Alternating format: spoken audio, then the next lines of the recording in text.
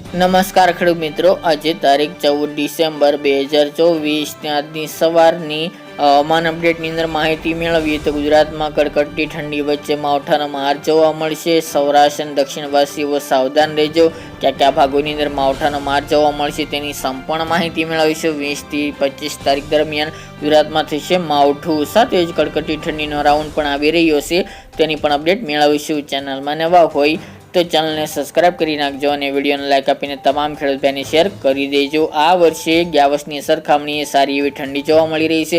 હજુ પણ ગુજરાતના અનેક ભાગોની અંદર સિંગલ ડિજિટમાં આંકડો નોંધાઈ રહ્યો છે. આ કડકડતી ઠંડી યથાવત જોવા મળશે. 15 થી 20 તારીખમાં થોડો ડ્રોપ જોવા મળી શકે છે, પરંતુ 20 તારીખથી ફરીવાર ઠંડીનો એક જોરદાર રાઉન્ડ આવે અને ડિસેમ્બરના અંત સુધી ચાલે તેવી શક્યતા રહેલી છે. આ અરસા દરમિયાન 20 થી લઈને 24 ડિસેમ્બર દરમિયાન ગુજરાતના હવામાનમાં પલટો આવે તેવી શક્યતા રહેલી છે, કારણ કે બંગાળની ખાડીમાં જે સિસ્ટમ બનવા જઈ રહી છે તે તમિલનાડુ, કેરળ, આંધ્રપ્રદેશ, દક્ષિણ ભારતમાં થઈને અરબી સમુદ્રમાં પહોંચશે. ત્યારબાદ તે ગુજરાત તરફ થોડી આગળ વધશે, જેના કારણે ગુજરાતમાં તેની અસર જોવા મળી શકે છે.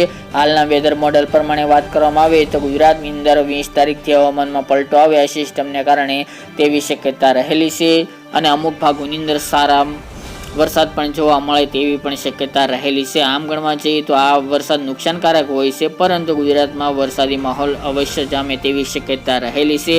20-21 તારીખથી ગુજરાતના વાતાવરણમાં પલટો આવશે, ચોમાસા જેવો માહોલ સર્જાય તેવી પણ શક્યતા રહેલી છે. જેના અનુસંધાને ગુજરાતના ભાગો જેમાં 20 થી લઈને 24 તારીખ દરમિયાન વરસાદની સંભાવના છે. એમાં સૌરાષ્ટ્રની વાત કરીએ તો ગીર સોમનાથ, જૂનાગઢ, અમરેલી, ભાવનગર અને પોરબંદર જિલ્લામાં ખાસ કરીને દરિયાઈ પટ્ટીની અંદર વરસાદની શક્યતા રહેલી છે.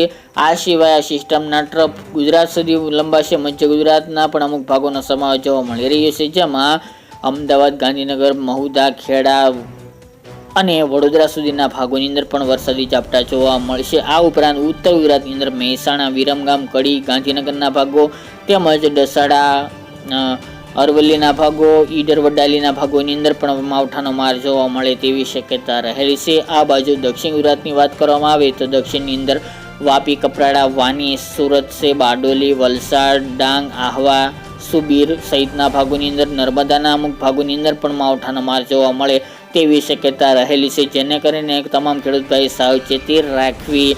બાકી મિત્રો ગુજરાતના અન્ય ભાગોની અંદર વાતાવરણ બદલાયેલું જોવા મળશે, તેમજ અમુક જગ્યાએ છાંટછૂટ પડી જાય તેવી શક્યતા રહેલી છે. આમ ગણવા જઈએ ગુજરાતના અનેક ભાગોની અંદર વાદળછાયું વાતાવરણ જોવા મળશે, પરંતુ સાર્વત્રિક વરસાદની સંભાવના નથી. ખાસ કરીને દરિયાઈ પટ્ટીની અંદર વધુ વરસાદની શક્યતાઓ ઊભી થયેલી જોવા મળી રહી છે, જેથી તમામ ખેડૂત ભાઈ સાવચેતી રાખવી. બાકી મિત્રો 20 તારીખથી ફરી એક ઠંડીનો જોરદાર રાઉન્ડ જોવા મળશે, જેની અંદર તાપમાન અત્યાર સુધીનું સૌથી નીચું જાય તેવી શક્યતા રહેલી છે અને ગુજરાતની અંદર ગાત્રોથી જવતી ઠંડી પણ જોવા મળે આ અરસા દરમિયાન તેવું અનુમાન દેખાઈ રહ્યું છે. પવનની વાત કરવામાં આવે તો પવનની સ્પીડ વધી હતી, પરંતુ 15 તારીખથી ફરીવાર પવનની સ્પીડમાં ઘટાડો થાય તેવું અનુમાન રહેલું છે. બાકી અપડેટ આપતા રહીશું. આજની સવારની માહિતી માટે આટલું જ.